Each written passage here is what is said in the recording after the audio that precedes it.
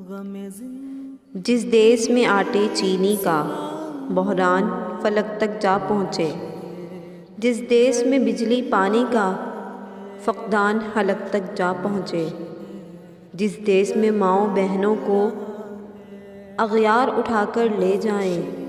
जिस देश से कातिल गुंडों को अशराफ छुड़ाकर ले जाएं, जिस देश की कोर्ट कचहरी में इंसाफ टकों पर बिकता हो, जिस देश का मुंशी काजी भी मुजरिम से पूछ के लिखता हो,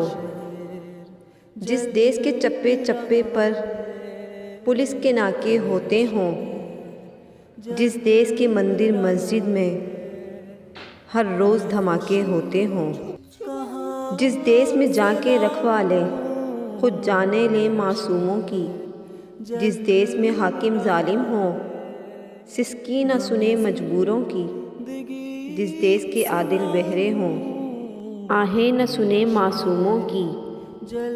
जिस देश की गलियों कूचों में हर सिमत फहाशी फैली हो, जिस देश में बिनते हव्वा की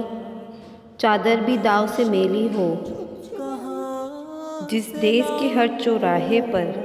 दो चार भिखारी फिरते हों, जिस देश में रोज़ जहाज़ों से अमदादी थैले गिरते हों, जिस देश में गुर्बत माओं से